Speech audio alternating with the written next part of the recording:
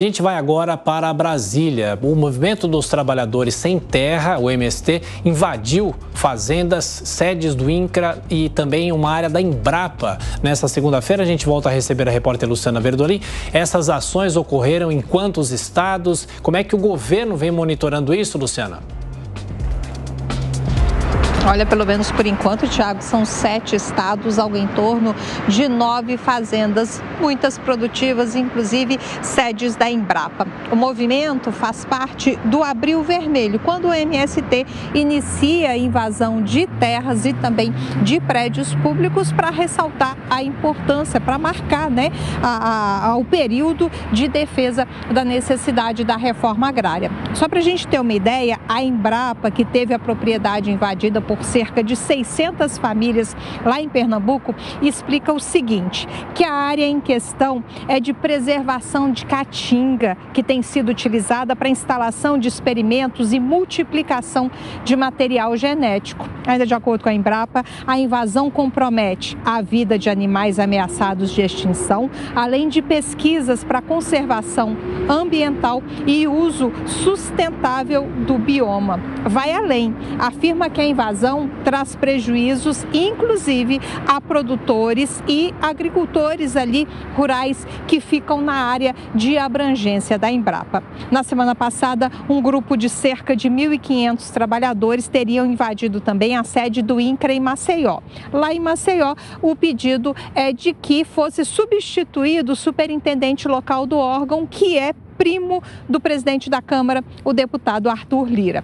Vale ressaltar que o Movimento do Sem Terra, inclusive, tinha anunciado que teria o encontro hoje com o presidente da Câmara, encontro que ainda não está confirmado. Lá no Congresso Nacional já foram recolhidas assinaturas para a instalação de uma CPI do MST, mas ainda não há sinalização de que a CPI vai ser realmente criada. O ministro da Agricultura, Carlos Fávaro, ele critica abertamente as invasões, faz questão de ressaltar que não se pode aceitar no país que se viva com essa instabilidade. Já o ministro do Desenvolvimento Agrário, Paulo Teixeira, evita criticar o movimento e faz questão de ressaltar que é preciso encontrar uma saída negociada.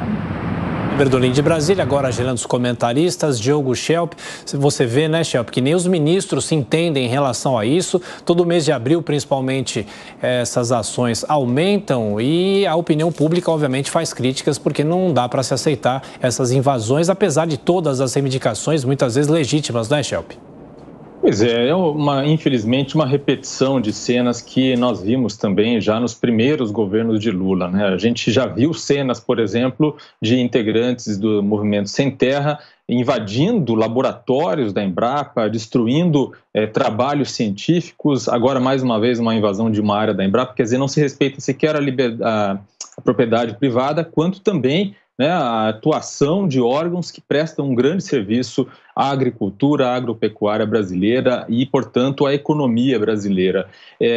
Nada disso, na verdade, é uma surpresa. O João Pedro Stedley, um dos líderes do MST, em 2 entrevistas que ele concedeu no ano passado, ele já dizia que, no caso de uma vitória de Lula, o movimento ganharia musculatura, digamos assim, e retomaria com força os movimentos de rua, as invasões, as que eles chamam de ocupações e assim por diante. Porque eles sentem que no momento em que eles têm um governo que eles consideram um aliado, eles têm mais possibilidades de, por meio da pressão do movimento popular, obter os seus pleitos, né? Isso durante um governo que é avesso a esses pleitos, como era no governo passado, seria muito mais difícil de obter.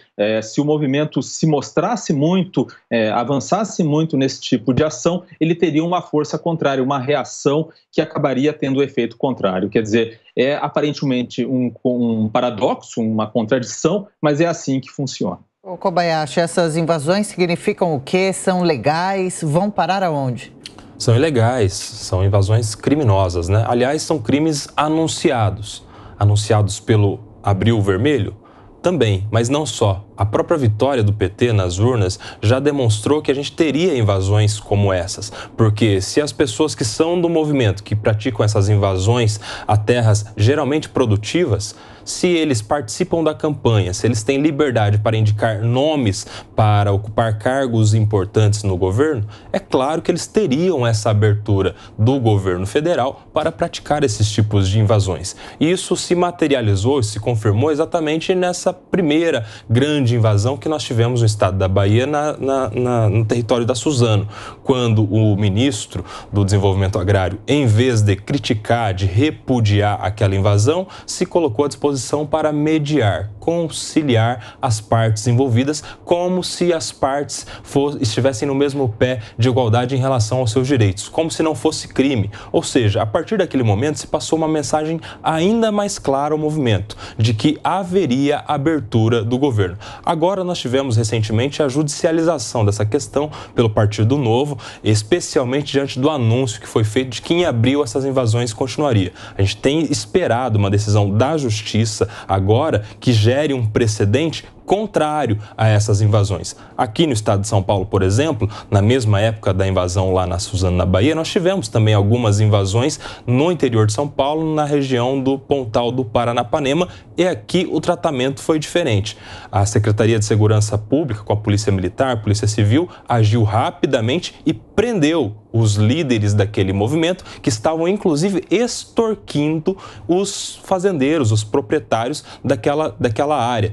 As pessoas eram ali levadas por esses líderes, são pessoas que são utilizadas infelizmente como massa de manobra, como instrumentos de ações criminosas, são colocadas dentro de um território privado e os líderes desses movimentos exigiam contrapartida financeira, ou para sair ou para deixar de ocupar uma área maior. Enfim, a gente tem que ter um tratamento sério em relação a esses movimentos que praticam, sim, crimes sob um pretexto muito bonito de reforma agrária, mas são ações criminosas que merecem ser enfrentadas.